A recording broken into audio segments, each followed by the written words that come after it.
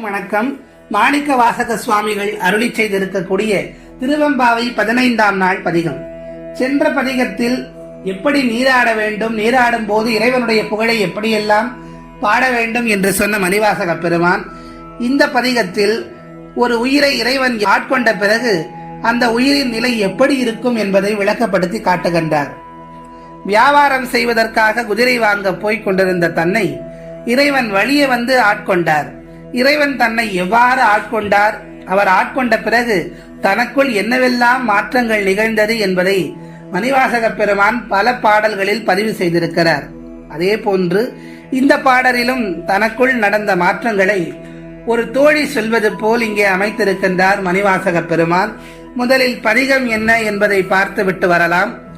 ஓரொரு கால் எம்பெருமான் என்றென்றே நம் பெருமான், சீரொரு கால் வாய் ஓவாள் சித்தம் களி கூற, நீரொரு கால் ஓவா நெடுந்தாரை கண் பணிப்ப, பாரொரு கால் வந்தனையால் விண்ணோரை தான் பணியாள், பேரையருக்கு இங்கனே பித்தொருவர் ஆமாறும், ஆரொருவர் இவ்வண்ணம் ஆட்கொள்ளும் வித்தகர்த்தாள், வாருருவ பூன்முலையீர் வாயார நாம் பாடி, ஏருருவ பூம்புனல் பாய்ந்து ஆடேலோர் எம்பாவாய் என்பது மாணிக்க வாசக சுவாமிகள் நமக்கெல்லாம் அருளி செய்திருக்கக்கூடிய 15ஆம் நாள் திருவெம்பாவை பதிகம்.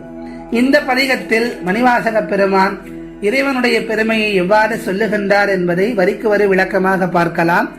ஓரொரு கால் எம்பெருமான் என்றென்றே நம் பெருமான், சீரொரு கால் வாய் ஓவாள் சித்தம் களி கூற. இந்த தோழி இருக்கின்றாளே, அவள் எப்படிப்பட்டவள் தெரியுமா?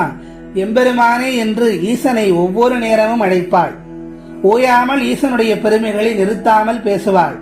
அவள் மனம் கனிந்து ஈசனின் கருணையை பேசும்போது உருகி போய் கண்களில் நீர் தாரை தாரையாக பெருகும். அந்த பக்தி பரவசத்தில் இருந்து அவளை மீளவே முடியாத நிலை ஏற்படும். அது பக்தி மிகுதியால் வரும் கண்ணீர் என்பதை யாரும் அறிய மாட்டார்கள். பார்ப்பவர்கள் என்ன நினைப்பார்கள்? இது என்ன பைத்தியகாரத்தனமாக அழுது கொண்டிருக்கிறாள் என்று நினைப்பார்கள். ஆனால் அது பக்தியின் காரணமாக வருகின்ற கண்ணீர் என்பதை எவரும் உணர மாட்டார்கள் என்பதை சொல்ல வருகின்றார். அடுத்த வரிகளில், நெடுந்தாரை கண் பணிப்ப பாரொரு கால் வந்து அணையாள் விண்ணோரை தான் பணியாள். இந்த தோழி எப்படிப்பட்டவள் தெரியுமா? விண்ணிலிருந்து எப்படிப்பட்ட அழகான தேவர்கள், அருள் மிகுந்த தேவர்கள் வந்தாலும் அவர்களை எல்லாம் வணங்க மாட்டாள். சிவபெருமானை மட்டுமே தெய்வமாக வணங்குவாள். சிவன் மட்டுமே தன்னுடைய தெய்வம் என்று கருதி இருந்த இடத்திலிருந்தே தரையில் விழுந்து வணங்குவாள் என்று சொல்லுகின்றார். அடுத்த வரிகளில், பேரையருக்கு இங்கனே பித்தொருவர் ஆமாறும், ஆரொருவர் இவ்வண்ணம் ஆட்கொள்ளும் வித்தகர்த்தாள். இப்படியெல்லாம் இந்த தோழி இறைவனை அழுது புரண்டு இருந்த இடத்திலே இருந்து கொண்டு வணங்குகின்ற அந்த பாங்கினை பார்த்து காண்பவர்கள் எல்லாம் அவளுக்கு பித்து பிடித்து விட்டதோ என்று நினைப்பார்கள். அவளை ஆட்கொண்டது போல் நம்மையும் ஆட்கொள்வதற்காகத்தான் சிவபெருமான் காத்து கொண்டிருக்கிறார். அவருடைய தாழை பணிந்து பாடுவதற்காக வாருங்கள் என்று மணிவாசகர் அழைக்கின்றார். அடுத்த வரிகளில், வாருருவ பூன்முலையீர் வாயார நாம் பாடி, ஏருருவ பூம்புனல் பாய்ந்து ஆடேலோர் எம்பாவாய். இப்படிப்பட்ட தோழி, எல்லையில்லாத அன்பினை தந்து ஆட்கொள்ளக்கூடியவர் நம்முடைய தலைவன்.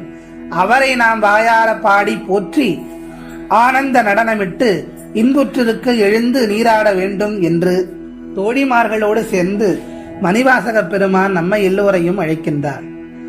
இறைவனின் மீது அளவுக்கு அதிகமான பக்தி வைத்திருக்கும் ஒருவரின் நிலை எப்படி இருக்கும் என்பதை இந்த பதிகம் நமக்கு விளக்கப்படுத்துகிறது.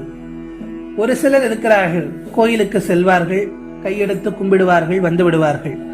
ஆனால் இன்னும் சிலர் இருக்கிறார்கள், அதீத பக்தி செலுத்தி இறைவனையே தன்னுடைய உயிராக கொண்டு அவனை பார்க்கின்ற போது நினைந்து நினைந்து நெகிழ்ந்து நெகிழ்ந்து அன்பே உற்றிடும் கண்ணீர் அதனால் உடம்பு நனைந்து நனைந்து என்று சொல்வது போல் கண்ணீர் தாரை தாரையாக பெருகி வழியும். ஆனந்த கண்ணீரில் இறைவனை பார்த்த மகிழ்ச்சியில் திளைத்து போய் இறைவனை வழிபடுவார்கள்.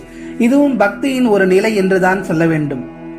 உண்மையான பக்தி வைத்திருப்பவர்களுக்கு தெய்வத்தை கண்டதும் மகிழ்ச்சியில் தானாக கண்ணீர் பெருக துவங்கிவிடும். ஆனால் இதை காண்பவர்களுக்கு கிண்டலும் கேலியுமாக வேடிக்கையுமாக தெரியும். நீயே கதி, உனது அருள் ஒன்றே போதும், இனி கேட்பதற்கு ஒன்றும் இல்லை என்று சரணாகதி நிலையே இந்த நிலைக்கு காரணம் என்பதை மணிவாசக பெருமான் இந்த பாடலின் மூலமாக நமக்கு உணர்த்தி காட்டுகின்றார். ஆகவே அத்தகைய சரணாகதி நிலையைத்தான் நாமும் அந்த ஈசனிடம் சென்று கேட்க வேண்டும், சரணாகதி அடைய வேண்டும். அப்படி அவன் தாளினை படைந்து நாம் சரணாகதி அடைகின்ற போது அந்த எம்பெருமான் நம்முடைய தேவைகளை நிறைவேற்றி நமக்கு முக்தி நலப்பேற்றை தருவான் என்பதில் எந்தவிதமான ஐயமும் இல்லை என்று சொல்லி மீண்டும் அடுத்த பதிகத்தில் உங்கள் அனைவரையும் சந்திக்கிறேன். நன்றி, வணக்கம்.